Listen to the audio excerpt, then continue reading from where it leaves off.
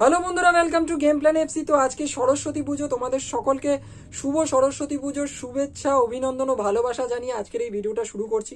তো আজকে সন্ধে 7:30 থেকে আইএসএল এর অত্যন্ত গুরুত্বপূর্ণ একটা ম্যাচে মোহনবাগান সুপার জায়ান্টস এবং এফসি গোয়া একে অপরের মুখোমুখি হতে চলেছে। তো সেই ম্যাচটার ম্যাচ প্রিভিউ এই ভিডিওতে করব। এছাড়াও কিন্তু গতকাল আইএসএল একটা অত্যন্ত গুরুত্বপূর্ণ ম্যাচে একে অপরের মুখোমুখি হয়েছিল মুম্বাই সিটি এফসি এবং ইস্ট বেঙ্গল। সেই ম্যাচটা কিন্তু ইস্ট বেঙ্গল 1-0 গোলে হেরে গেছে মুম্বাই সিটি এফসির কাছে। তো সেই ম্যাচটার ম্যাচ রিভিউ করব, সেই ম্যাচ প্রসঙ্গে কিছু কথা এই ভিডিওতে বলবো। তো ভিডিওটা বেশ ইন্টারেস্টিং হতে চলেছে, ভিডিওটা স্কিপ না করে একেবারে শেষ পর্যন্ত দেখো, বিষয়গুলো এক এক করে যাব। তবে তার আগে যেমনটা রোজ বলে থাকি, যারা চ্যানেলে নতুন এখনো চ্যানেলটাকে সাবস্ক্রাইব করোনি তারা চ্যানেলটাকে সাবস্ক্রাইব করে পাশের বেল আইকনটাকে অন করে দিও। তো প্রথমে যদি আজকে আইএসএল এর যে ম্যাচটা রয়েছে সন্ধ্যে 7:30 থেকে, সেই ম্যাচটা নিয়ে কথা বলি, যেখানে মোহনবাগান সুপার জায়ান্টস এবং এফসি গোয়া একে অপরের মুখোমুখি হতে চলেছে। এফসি গোয়ার কিন্তু এটা হোম ম্যাচ। এফসি গোয়া খুব ভালো ফুটবল খেলছে এই আইএসএল এর মৌসুমে। তারা কিন্তু আনবিটেন এখনো পর্যন্ত এই আইএসএল এর মৌসুমে, একটাও ম্যাচ হারেনি। 12 ম্যাচ খেলে 28 পয়েন্ট পেয়ে তারা কিন্তু এখন আইএসএল এর পয়েন্টস টেবিলে দ্বিতীয় স্থানে রয়েছে। অপরদিকে মোহনবাগানও সমসংখ্যক ম্যাচ খেলেছে, অর্থাৎ 12 ম্যাচই খেলেছে, বাট তাদের পয়েন্ট সংখ্যা কিন্তু 23। তো দুটো টিম সমান ম্যাচ খেলেছে, সমসংখ্যক ম্যাচ খেলেছে, বাট মোহনবাগান কিন্তু 5 পয়েন্টে পিছিয়ে রয়েছে এফসি গোয়ার থেকে। দুটো টিমই কিন্তু এবারের আইএসএল এর লিগ শিল্ড জয়ের রেসে প্রবলভাবে রয়েছে। এফসি গোয়া কিছুটা এগিয়ে রয়েছে, মোহনবাগানও রেসে রয়েছে, বাট কিছুটা পিছিয়ে রয়েছে। তো আজকের ম্যাচটা কিন্তু বেশ ইম্পর্টেন্ট দুটো টিমের জন্য। আজকের ম্যাচটা থেকে যদি মোহনবাগান সুপার জায়ান্টস 3 পয়েন্ট পেতে পারে, তাহলে কিন্তু তাদের পয়েন্ট সংখ্যা হবে 26, 13 ম্যাচ খেলে। অপরদিকে গোয়া কিন্তু শেষ করবে 28 পয়েন্টে 13 ম্যাচ খেলে। সুতরাং পয়েন্টের ডিফারেন্স কিন্তু হয়ে যাবে এই দুটো টিমের মধ্যে 2। অপরদিকে যদি এফসি গোয়া আজকের ম্যাচটা জিতে যায়, তাহলে কিন্তু মোহনবাগানের সাথে এফসি গোয়ার পয়েন্টের যে ডিফারেন্স সেটা কিন্তু অনেকটাই বেড়ে যাবে। এবং এফসি গোয়া কিন্তু এই মৌসুমের আইএসএল এর যে লিগ শিল্ড সেটা জয়ের অনেকটা কাছাকাছি পৌঁছে যাবে এবং অনেকটা এগিয়ে যাবে বাকি টিমগুলোর থেকেও এবং মোহনবাগানের থেকেও। তো ভীষণ ইম্পর্টেন্ট একটা ম্যাচ। তো প্রথমে যদি এফসি গোয়া টিমটাকে নিয়ে কথা বলি, এফসি গোয়া কিন্তু এই মৌসুমে, এই আইএসএল মৌসুমে ভীষণ ভালো ফুটবল খেলেছে। তাদের কোচ মানোলো মার্কেজ রোকার আন্ডারে অ্যাটাকিংলি বলো, ডিফেন্সিভলি বলো, ইভেন মিডফিল্ডে ভীষণ ভালো ফুটবল খেলেছে এফসি গোয়া। এবং তারা কিন্তু এখনো পর্যন্ত আনবিটেন রয়েছে এই আইএসএল এর মৌসুমে। স্পেশালি আমি ডিফেন্সের কথা বলবো, ডিফেন্সে কিন্তু অপ্রতিরোধ লেগেছে এফসি গোয়াকে। সেরকম ভাবে গোল কনসিড করেনি, গোল কনসিড করলেও খুব কম গোল কিন্তু কনসিড করেছে বাকি টিমগুলোর তুলনায়। তো ডিফেন্স খুব ভালো খেলছে এবং ডিফেন্সের মূল স্তম্ভ কিন্তু বলা যায় ওডেইকে। এর সাথে অবশ্যই সন্দেশ জিঙ্গানের নাম বলতে হবে, বাট সন্দেশ জিঙ্গানকে কিন্তু এফসি গোয়া এখন পাবে না, কারণ সন্দেশ জিঙ্গানের চোট রয়েছে, ইনজার্ড রয়েছেন তিনি। এবং সম্ভবত আইএসএল এর যে বাকি ম্যাচগুলো রয়েছে এফসি গোয়ার, সেখানে কিন্তু সন্দেশ জিঙ্গান আর খেলতে পারবেন না এফসি গোয়ার জার্সি গায়ে। তো আজকের ম্যাচের কথা যদি বলি, আজকের ম্যাচে সম্ভবত ওডেই এর সাথে কার্ল ম্যাথিউ কিন্তু সেন্টার ব্যাক হিসেবে শুরু করতে পারেন এফসি গোয়ার হয়ে, কারণ যেহেতু সন্দেশ জিঙ্গান নেই, যদিও নিম দর্জির একটা অপশন কিন্তু রয়েছে মানোলো মার্কেজ রোকার হাতে সেন্টার ব্যাক হিসাবে, বাট সম্ভবত কার্ল ম্যাথিউ শুরু করবেন সেন্টার ব্যাক হিসাবে ওডেই এর সাথে। এছাড়াও কিন্তু মাঝ মাঠে ব্র্যান্ডন ফার্নান্ডেজের মতো প্লেয়ার রয়েছে এফসি গোয়ার কাছে। ব্র্যান্ডন ফার্নান্ডেজ ছাড়াও কিন্তু মোহাম্মদ ইয়াসিরের মতো প্লেয়ার রয়েছে, নোয়ার মতো প্লেয়ার অ্যাটাকে রয়েছে, কার্লোস মার্টিনেজের মতো প্লেয়ার রয়েছে। তো বুঝতেই পারছো বেশ ভালো টিম কিন্তু এফসি গোয়া। এছাড়াও একটা প্লেয়ারের নাম বলতেই হবে, যার নাম জয় গুপ্তা। ভীষণ ভালো ফুটবল খেলেছে এফসি গোয়ার ডিফেন্সে এবং গত যে ম্যাচটা ছিল আইএসএল এ এফসি গোয়ার ওড়িশা এফসির এগেনস্টে, সেখানে একটা দুর্দান্ত গোল কিন্তু জয় গুপ্তা করেছিল। সুতরাং তার কথাও বলতে হবে। তো বেশ একটা কম্প্যাক্ট টিম, ভীষণ ভালো ফুটবল খেলেছে। অপরদিকে যদি আমি মোহনবাগান সুপার জায়ান্টসের কথা বলি, আজকের ম্যাচের জন্য কিন্তু খুশির খবর মোহনবাগান সুপার জায়ান্টসের সমর্থকদের কাছে। সেটা হচ্ছে আর্মান্দো সাদিকু, তিনি কিন্তু কার সমস্যা মিটিয়ে আজকের ম্যাচে ফিরতে চলেছেন এবং সম্ভবত তিনি স্টার্টিং 11-এও থাকবেন। দীপক টাংরিও কিন্তু কার্ড সমস্যা মিটিয়ে আজকের ম্যাচে ফিরতে চলেছেন। দেখা যাক তিনি স্টার্টিং 11-এ আজকে থাকেন কিনা, শুরু থেকে থাকেন কিনা। মোহনবাগান কোচ অ্যান্টোনিও লোপেজ হাভাস তাকে রাখেন কিনা স্টার্টিং 11-এ। এবং আরো একটা বড় খবর, লিস্টন কোলাসো বেশ কয়েকটা ম্যাচ সাসপেনশন কাটিয়ে কিন্তু আজকের ম্যাচের জন্য অ্যাভেলেবেল রয়েছেন এবং হয়তো তাকে আমরা আজকে স্টার্টিং 11-এই কিন্তু দেখতে পেতে পারি। তো ভীষণ ভালো খবর মোহনবাগান সুপার জায়ান্টসের জন্য যে তাদের মেন কিছু খেলোয়াড় যারা কার্ড সমস্যার জন্য বাইরে ছিলেন বা ইনজুরি সমস্যার জন্য বাইরে ছিলেন, তারা কিন্তু আজকের এই ম্যাচে অ্যাভেলেবেল রয়েছেন। আনওয়ার আলীকেও আজকে আমরা হয়তো মাঠে দেখতে পারি, বাট এখনো সেটা কিন্তু কনফার্ম নয় যে আনওয়ার আজকের ম্যাচে খেলবেন না। বাট ব্র্যান্ডন হ্যামিলকে কিন্তু মোহনবাগান আজকের ম্যাচের জন্য অ্যাভেলেবেল পাচ্ছে না, তার কিন্তু চোট এখনো সম্পূর্ণ সারেনি। সুতরাং আজকের ম্যাচের জন্য মোহনবাগান সুপার জায়ান্টসের 5 জন বিদেশি কিন্তু অ্যাভেলেবেল রয়েছে। এবার যদি মোহনবাগান সুপার জায়ান্টসের আজকের ম্যাচে এফসি গোয়ার এগেনস্টে স্টার্টিং 11 কি হতে পারে সেই নিয়ে কথা বলি, তো মোহনবাগান কোচ অ্যান্টোনিও লোপেজ হাভাস কিন্তু 4 ডিফেন্ডার নিয়ে নিজের দলকে নামাতে পছন্দ করেন, বাট এই মুহূর্তে মোহনবাগানের বেশ কিছু ডিফেন্ডার কিন্তু ইনজার্ড রয়েছেন। সেখানে আনওয়ার আলী আজকের ম্যাচ খেলবেন কিনা আমরা জানি না, ব্র্যান্ডন হ্যামিল চোট রয়েছে তার, আশিস রায়, রাজ বাসফোর, আমানদীপ তাদেরও শোনা যাচ্ছে চোট রয়েছে। সুতরাং যদি তার হাতে অপশন কম থাকে, অর্থাৎ হাভাসের হাতে যদি অপশন কম থাকে ডিফেন্ডারে, তাহলে কিন্তু তিনি হয়তো টিম ডিফেন্সেও যেতে পারেন। সেক্ষেত্রে আমরা সুভাশিস বোস, হেক্টর ইউজ থেকে তো দেখবই ডিফেন্সে, এছাড়াও হয়তো গ্ল্যান মার্টিন্সকে দেখতে পারি, যদি রাজ বাসফোর ফিট থাকেন তাকেও দেখতে পারি।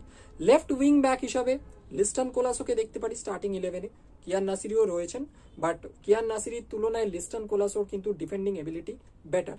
সুতরাং লিস্টন কোলাসোই হয়তো শুরু করতে পারেন, বাট কিয়ান নাসিরির ফর্মও কিন্তু খুব ভালো রিসেন্ট টাইমসে, তো সেটাও ভুলে গেলে চলবে না। রাইট উইং ব্যাক হিসাবে কিন্তু আমরা মনবীর সিংকে দেখতে পারি। 2 জন সেন্ট্রাল ডিফেন্সিভ মিডফিল্ডার হিসাবে আমি চাইবো আজকে জনি কাউকো শুরু থেকে খেলুন। তো জনি কাউকোকে নামানো হয় কিনা স্টার্টিং 11-এ সেটাও দেখার। যদি জনি কাউকো না খেলেন সেক্ষেত্রে হয়তো দীপক টাংরি বা সেখানে অভিষেক সূর্যবংশীর মতো প্লেয়ার রয়েছে, বাট আমি চাইবো জনি কাউকো ফিট থাকলে উনি খেলুন অনিরুদ্ধ থাপার সাথে 2 জন সেন্ট্রাল ডিফেন্সিভ মিডফিল্ডার হিসাবে। সেন্ট্রাল অ্যাটাকিং মিডফিল্ডার হিসাবে অবশ্যই সাহাল আব্দুল সামাদ, এবং 2 জন স্ট্রাইকার হিসাবে দিমিত্রি পেট্রাটোসের পাশে আমার পছন্দ অবশ্যই আর্মান্দো সাদিকু। অবশ্য জেসন কামিংসও লাস্ট ম্যাচে গোল করেছিলেন, দেখা যাক তাকে স্টার্টিং 11-এ রাখা হয় কিনা, বাট আমার পছন্দ কিন্তু অবশ্যই আর্মান্দো সাদিকু।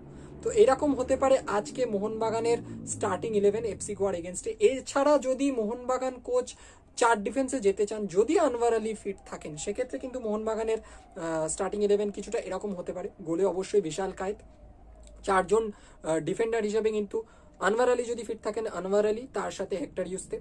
লেফট ব্যাক হিসাবে সম্ভবত সুভাশিস বোস, আর কোনো অপশন এই মুহূর্তে নেই কারণ আমানদীপের সম্ভবত চোট রয়েছে।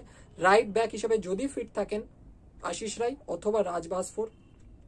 যদি 4-2-3-1-এ হয় তাহলে 2 জন ডিফেন্সিভ মিডফিল্ডার হিসাবে আমার চয়েস অনুযায়ী অনিরুদ্ধ থাপা এবং জনি কাউকো, 2 জন defensive midfielder wise central defensive midfielder. Central attacking মিডফিল্ডারে অবশ্যই সাহাল আব্দুল সামাদ, 2 উইং দিয়ে দিমিত্রি পেট্রাটোস, মনবীর সিং, এবং স্ট্রাইকার হিসাবে কিন্তু আর্মান্দো সাদিকো। এবার যদি অ্যান্টোনিও লোপেজ হাভাস 4-4-2-তে যেতে চান, তো 4 জন ডিফেন্ডার যেরকম ছিলেন সেরকমই থাকবেন। গোলকিপার হিসাবে অবশ্যই বিশাল কায়েতি থাকবেন। মিডফিল্ড পজিশনে আমার যা মনে হয় জনি কাউকোর সাথে কিন্তু সাহাল আব্দুল সামাদ, 2 উইংয়ে সম্ভবত মনবীর সিং এবং লিস্টন কোলাসো, এবং স্ট্রাইকার হিসাবে কিন্তু দিমিত্রি পেট্রাটোস এবং আর্মান্দো সাদিকো। এইরকমও কিন্তু হতে পারে আজকে মোহনবাগানের স্টার্টিং 11 এফসি গোয়ার এগেনস্টে। এবার দেখা যাক মোহনবাগান কোচ অ্যান্টোনিও লোপেজ হাভাস কি ধরনের প্লেইং 11 নিয়ে, কি ধরনের ফরমেশনে নিজের দলকে আজকের ম্যাচের জন্য মাঠে নামান এফসি গোয়ার এগেনস্টে। তো এফসি গোয়ার নোয়া এই প্লেয়ারটার দিকে কিন্তু নজর রাখতে হবে। নোয়া প্লেয়ারটা কিন্তু বরাবরই মোহনবাগানকে কিন্তু ভুগিয়েছে, এবং মোহনবাগানের সাথে যতবারই খেলা হয়েছে এই নোয়া বলে প্লেয়ারটা কিন্তু বেশ ভালো খেলেছে। এছাড়াও ব্র্যান্ডন ফার্নান্ডেজ, তার খেলা কিন্তু আটকাতে হবে, এবং ব্র্যান্ডন ফার্নান্ডেজের খেলা আটকানোর জন্য যার দিকে বেশি আমার নজর থাকবে, যদি জনি কাউকো খেলেন অবশ্যই জনি কাউকোর একটা দায়িত্ব থাকবে তার খেলা যাতে আটকাতে পারেন তিনি। যদি তিনি না খেলেন প্রথম থেকে, তাহলে কিন্তু সেই কাজটা সম্ভবত অনিরুদ্ধ থাপাকে করতে হবে, তো তাকেও কিন্তু থামাতে হবে ব্র্যান্ডন ফার্নান্ডেজকে। এছাড়াও একটা নাম কার্ল ম্যাকিউ, এই নামটার সাথে মোহনবাগান জনতা বেশ পরিচিত, মোহনবাগান সাপোর্টাররা এই নামটার সাথে বেশ পরিচিত। তো কার্ল ম্যাকিউ এর উপরও কিন্তু আজকে নজর থাকবে। কার্ল ম্যাকিউ আজকে ডিফেন্সে খেলবেন নাকি সেন্ট্রাল ডিফেন্সিভ মিডফিল্ডার হিসাবে খেলবেন সেটাই কিন্তু দেখার। যদি নিম দর্জির সাথে ওডেই সেন্টার ব্যাক হিসাবে শুরু করেন তাহলে অবশ্যই আমরা সেন্ট্রাল ডিফেন্সিভ মিডফিল্ডার হিসাবে কার্ল ম্যাকিউকে দেখতে পারি। যদি নিম দর্জিকে না খেলানো হয় সেক্ষেত্রে হয়তো কার্ল ম্যাকিউকে আমরা সেন্টার ব্যাক হিসাবেই দেখতে পারি, এবং তার সম্ভাবনাই কিন্তু আজকের ম্যাচের জন্য বেশি। তো এবার দেখা যাক আজকের ম্যাচটা কোন দল জেতে। মোহনবাগানের একটা কনফিডেন্স রয়েছে, লাস্ট ম্যাচটা তারা জিতেছিল, এবং বেশ ভালো ফুটবল খেলে ডমিনেট করে জিতেছিল হায়দ্রাবাদ এফসির এগেনস্টে।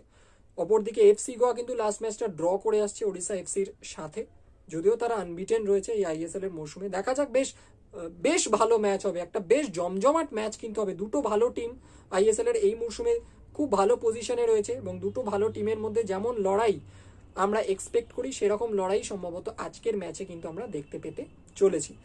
এবার যদি গতকাল যে ম্যাচটা ছিল আইএসএল এর সেই ম্যাচ নিয়ে কথা বলি, সেই ম্যাচে কিন্তু মুখোমুখি হয়েছিল ইস্ট বেঙ্গল এবং মুম্বাই সিটি এফসি। ইস্ট বেঙ্গলের হোম ম্যাচ ছিল, বাট ইস্ট বেঙ্গল কিন্তু খুবই হতাশাজনক ফুটবল খেলেছে গতকালকের ম্যাচ এবং 1-0 গোলে হেরে গেছে মুম্বাই সিটি এফসির কাছে। সেই ব্যবধানটা কিন্তু আরো বাড়তে পারতো, সেটা যদি 2-0 3-0 হতো মুম্বাই সিটি এফসির ফেভারে, তাও কিছু বলার থাকতো না। ইস্ট বেঙ্গল এই ফুটবল মরশুমের কিন্তু অন্যতম বাজে একটা ম্যাচ কালকে খেলেছে এবং সবচেয়ে বেশি হতাশাজনক পারফরমেন্স আমার লেগেছে দুই নবাগত বিদেশি প্লেয়ারের, ইস্ট বেঙ্গলের ভিক্টর ভাস্কেজ এবং ফেলিসিও ব্রাউন ফর্বস। আমি 2-1 দিন আগে একটা ভিডিওতে বলেছিলাম যে তাদেরকে যদি সময় দেওয়া হয় তারা হয়তো ভালো ফুটবল খেলবেন, বাট গতকালকের ম্যাচে কিন্তু তারা নিরাশ করেছেন বলা যায় আমাদের সকলকে। ফেলিসিও ব্রাউন ফর্বস সুযোগ পেয়েছেন 2-1টা, বাট কাজে লাগাতে পারেননি, তাকে খুব স্লো মনে হয়েছে কিছু কিছু ক্ষেত্রে। ভিক্টর ভাস্কেজকেও কিন্তু খুব একটা আহামরি লাগেনি কালকের ম্যাচে, যদিও তিনি স্টার্টিং 11-এ ছিলেন না, পরের দিকে তাকে মাঠে নামানো হয়েছিল, বাট তিনিও কিন্তু খুব একটা এফেক্ট ফেলতে পারেননি ম্যাচের ওপর এবং ম্যাচটা কিন্তু হেরে যায়। ফার্স্ট হাফে কিন্তু এগিয়ে গিয়েছিল মুম্বাই সিটি এফসি গুয়ারোদ সেনার গোলে। এরপরেও কিন্তু মুম্বাই সিটি এফসি অনবরত অ্যাটাক করে গেছে, আরও গোল সংখ্যা বাড়তে পারতো এবং সবচেয়ে বড় ব্যাপার ইস্ট বেঙ্গলকে কিন্তু অ্যাটাকে কালকে খুঁজেই পাওয়া যায়নি, সেরকমভাবে কিছু সুযোগ ক্রিয়েট করতে পারেনি। তো ভীষণ বাজে একটা দিন, বাজে ফুটবল খেলেছে ইস্ট বেঙ্গলের ফুটবলাররা এবং সবচেয়ে সারপ্রাইজিং ছিল কালকে ইস্ট বেঙ্গলের স্টার্টিং 11। গতকালকের ম্যাচে যে স্টার্টিং 11 ইস্ট বেঙ্গলের কোচ কার্লেস কোয়াদ্রাত মাঠে নামিয়েছিলেন মুম্বাই সিটি এফসির এগেনস্টে, সেটা কিন্তু সবাইকেই আমার মনে হয় সারপ্রাইজ করেছে। এমন কিছু ফুটবলার যাদেরকে আমরা হয়তো এক্সপেক্ট করিনি স্টার্টিং 11-এ তারা থাকতে পারেন বলে, গতকাল কিন্তু তাদেরকে স্টার্টিং 11-এ রেখেছিলেন। এবং এমন কিছু ফুটবলার যাদেরকে আমরা এক্সপেক্ট করেছিলাম ইস্ট বেঙ্গলের স্টার্টিং 11-এ গতকালকের ম্যাচে তারা থাকবেন, লাইক মোহাম্মদ রাকিব। এবং মোহাম্মদ রাকিব ছাড়াও 2-1 এমন ফুটবলার ছিলেন যারা কিন্তু স্টার্টিং 11 ডিজার্ভ করেন, বাট কি ট্যাকটিক্সের কারণে, কি স্ট্র্যাটেজির কারণে তাদেরকে ফার্স্ট 11-এ East Bengal coach Carles Cuadrat রাখেননি তিনিই জানেন এবং ফলস্বরূপ ম্যাচটা কিন্তু হেরে যায়। এটার ফলেই ম্যাচটা যে হেরে গেছে ইস্ট বেঙ্গল সেটা বলছি না, বাট ইস্ট বেঙ্গলের যারা প্রেজেন্ট ছিলেন স্টার্টিং 11-এ, যারা খেলেছিলেন শুরু থেকেই, তারাও কিন্তু খুব বাজেভাবেই ব্যর্থ হন। তো ম্যাচটা ইস্ট বেঙ্গল হারে 1-0 গোলে এবং এই ম্যাচটা হারার ফলে কিন্তু ইস্ট বেঙ্গলের এবারের আইএসএল এর পয়েন্টস টেবিলে টপ 6-এর যে রেস, সেই রেস থেকে কিন্তু তারা অনেকটা পিছিয়ে পড়েছে এবং টপ 6-এ যে তারা থাকতে পারবে আদৌ সেটার কোনো গ্যারেন্টি কিন্তু এখন থেকে আর দেওয়া যাচ্ছে না, অনেকটাই কিন্তু পিছিয়ে পড়েছে এবং ইস্ট বেঙ্গল এই মুহূর্তে কিন্তু 10ম পজিশনে রয়েছে। ভাবতে হবে ইস্ট বেঙ্গল প্লেয়ারদের, ইস্ট বেঙ্গল কোচকে, কলিঙ্গা সুপার কাপ 2024 চ্যাম্পিয়ন দলটার এইরকম অবস্থা কেন হলো আবার আইএসএল এসে, সেটা কিন্তু দেখতে হবে। যদিও ইস্ট বেঙ্গলের এই ম্যাচে কিন্তু গতকালকের ম্যাচে কিন্তু ক্লেইটন সিলভা ছিলেন না, পরবর্তী ম্যাচে ক্লেইটন সিলভা আবার আসবেন এবং ইস্ট বেঙ্গল সমর্থকরা এবং ইস্ট বেঙ্গল টিম কিন্তু এক্সপেক্ট করবে ক্লেইটন সিলভা তাদের দলে যুক্ত হওয়ার সাথে সাথে তাদের যে লাকটা সেটাও যেন ইস্ট বেঙ্গলের ফেভারে আবার চলে আসে। তো ভিডিওটা এখানেই শেষ করছি। যদি ভিডিওটা ভালো লেগে থাকে অবশ্যই লাইক করবে, শেয়ার করবে, কোনো কিছু বলার থাকলে অবশ্যই কমেন্ট বক্সে জানাতে কিন্তু ভুলবে না। তো দেখা হচ্ছে পরের ভিডিওতে, এখনকার মতো টাটা।